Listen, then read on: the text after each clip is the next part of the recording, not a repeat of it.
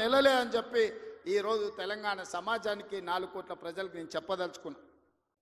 అయినా 10 సంవత్సరాలు చంద్రశేఖరరావు చేయలేని పనులన్నిటిని కూడా పడావు పెట్టిన ప్రాజెక్టులన్నిటిని కూడా తిరిగి పునః ప్రారంభించి ఈరోజు ప్రభుత్వం ముందుకెళ్తుంటే ఆయననేమో ఫామ్ హౌస్లో వండుకుంటాడు, వీళ్ళిద్దరేమో మన కాళ్ళలో కట్టబెట్టనికి తిరుగుతున్నారు. ఏలేశ్వరం పోయినా శనీశ్వరుడు వదలేదన్నట్టు ఇవాళ ఓడగొట్టి ఇంట్లో వండబెట్టిన అసెంబ్లీ ఎన్నికల్లో అధికారం పోయింది, పార్లమెంటులో సీట్లన్నీ పోయి గుండు 0 వచ్చింది. ఇప్పుడు వాళ్ళకు మెదడే పోయినట్టు అనిపిస్తుంది. అసెంబ్లీ ఎన్నికలలో అధికారం పోయింది, పార్లమెంటులో ఉన్న సీట్లన్నీ పోయినాయి. ఇప్పుడు వాళ్ళ ఏషాలు చూస్తుంటే ఉన్న మెదడు కూడా దొబ్బినట్టే నాకు అనిపిస్తుంది. ఏం మాట్లాడుతున్నారో నాకైతే అర్థమవుతలేదు. 10 సంవత్సరాలు మీరు ఇవన్నీ చేసి ఉంటే ఇవాళ రైతులకు 18,000 కోట్ల రూపాయలు 25 రోజుల్లో 23 లక్షల కుటుంబాలకు రైతు రుణమాఫీ చేయాల్సిన అవసరం నాకు వస్తుండేనా? 10 ఏళ్లలో నువ్వు 1,00,000 రూపాయలని 4 విడతలని మిత్తి కడతా అని అసలు మిత్తి కలిసి తడిసి మోపెడై రైతులు దేశంలోనే ఆత్మహత్యలలో 2వ స్థానం తెలంగాణ రాష్ట్రం వచ్చిన సంగతి చంద్రశేఖరరావు గారు మర్చిపోయినట్టున్నాడు.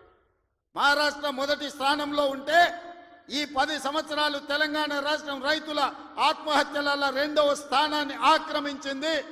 నువ్వు రైతు రుణమాఫీ చేస్తా అని మొదటి 5 సంవత్సరాలు 1,00,000 రూపాయలు చేస్తా అని 4 విడతలని 5 ఏళ్ళని నువ్వు ఆ 1,00,000 చేసే లోపల ఇంకొక 1,00,000 మిత్తి అయింది. అసలు మిత్తి తడిసి మోపెడైంది.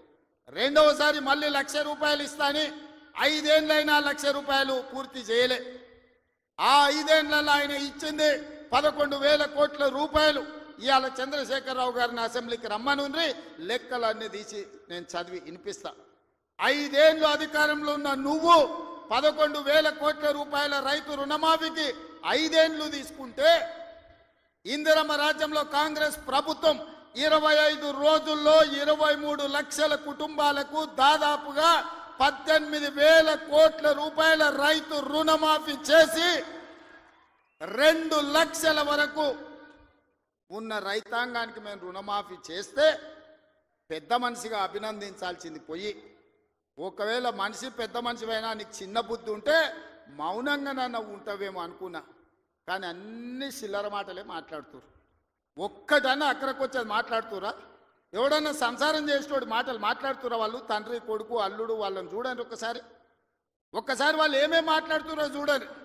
10 ఏళ్ళు ప్రభుత్వం నడిపినాడు, 10 నెలలు కాకముందే నువ్వు దిగిపో మేము కూర్చుంటామంటారు. 10 ఏళ్ళు కూర్చున్నారు కదా, ఏం ఎలుగబెట్టిర్రు? ఎలుగబెడితే ఏం ఎలుగబెట్టిర్రో చెప్పండి. 10 ఏళ్ళు మీరు చేయలేని పనులు మేము చేస్తుంటే మీకు కడుపు నొప్పి వచ్చిందా? మీకు కాలు నొప్పి అయిందా? ఏం నొప్పి అయింది? మీకు ఏడో నొప్పి లేస్తుంది? నాకు అర్థమైతలేదు. మీ నొప్పికి మా కార్యకర్తల దగ్గర మందు ఉన్నది, పెడతారు. ఏడ పెట్టాలో ఆడా మీకు నొప్పి లేచిన కాడ మా వాళ్ళు మందు పెడతారు, సిద్ధంగానే ఉన్నారు. మీరు అనుకుంటున్నాం సోషల్ మీడియాలో 4 హౌల పోస్టులు పెట్టి పెద్ద మొనగాళ్ళం అనుకుంటున్నట్టున్నారు. మా వాళ్ళు ఏంటంటే అధికారం వచ్చింది ఇప్పుడు తొందరగా ఉంది అని కొంచెం రిలాక్స్ అవుతున్నారు. వస్తున్నాయి స్థానిక సంస్థల ఎన్నికలు, మా వాళ్ళు తయారవుతారు, అప్పుడు తెలుస్తుంది ఇద్దరికి బామార్దులకు. ఇవాళ నేను అడిగేది ఒక్కటే, 10 ఏళ్ళల్లో నువ్వు చేసిన రైతు రుణమాఫీ అంతా లెక్కలు తీద్దాం.